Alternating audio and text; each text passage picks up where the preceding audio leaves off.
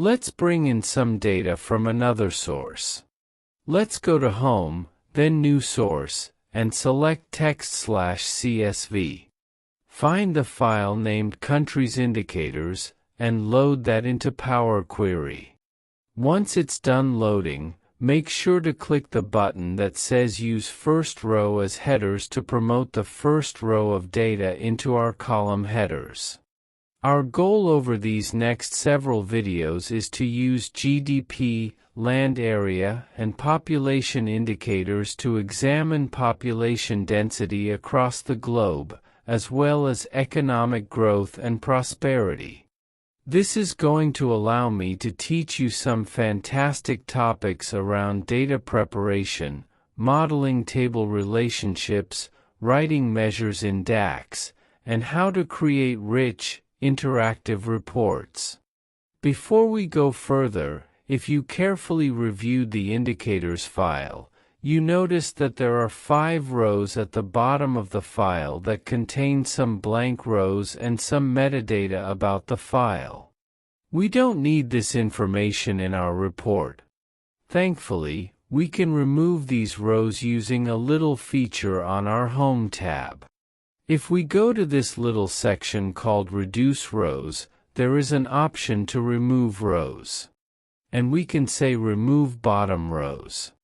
And just put in the number 5 and hit OK. Next, our indicators data does not need to contain the country column. So we can right-click on Country Name, and then remove it. The next step we need to take in Power Query is to restructure our indicators data, which is currently arranged in a pivoted style. Let's unpivot the data. We're going to select our first 3 columns in the table. Then we're going to right-click and select Unpivot Other Columns. The next thing we need to do is clean up our results.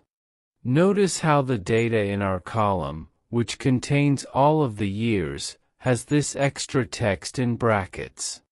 We can remove this from our column by going to the Transform tab, finding the section for Text Column Transformations, opening the Extract menu, and then selecting the option to extract first characters. When the window opens, input the number 4 and click OK. Also, notice how some countries don't have data for certain years. So I'm going to right-click on one of these placeholder values, then use Text Filters and the option that says Does Not Equal to remove all rows that contain the placeholder value. Next, I'm going to change the attribute column to Year, and the value column to Indicator Value. We will change the year column to a whole number, and we'll change the indicator value column to a decimal number. Now, one additional step that we can take before going into Power BI Desktop is to build our measures table. On the Home tab, click the Enter Data button. We're going to add an empty column with a simple placeholder name. In this case, I'm just going to use a dash. And then we'll name the column _measures.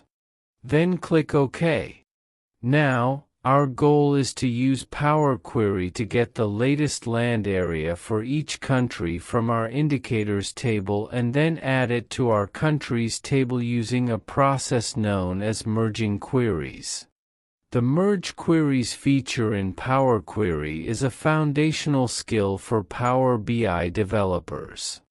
To get to the point where we can merge the queries together though, we need to talk about referencing queries and duplicating queries. We need to find a way to split up the indicators data so that we can get our GDP and population figures in one table and then get our land area figures in a different table. So first, let's go to our indicators query and let's rename it as Source Indicators. Then let's right-click that query and we're gonna turn off the Enable Load option. When a query has been disabled in Power Query, its name will show up in italics in the left-hand Queries panel. This means that the results of the query will not be loaded into Power BI Desktop when we load our data model. Disabled queries can still be used in Power Query as a way to prepare data that goes into the final model.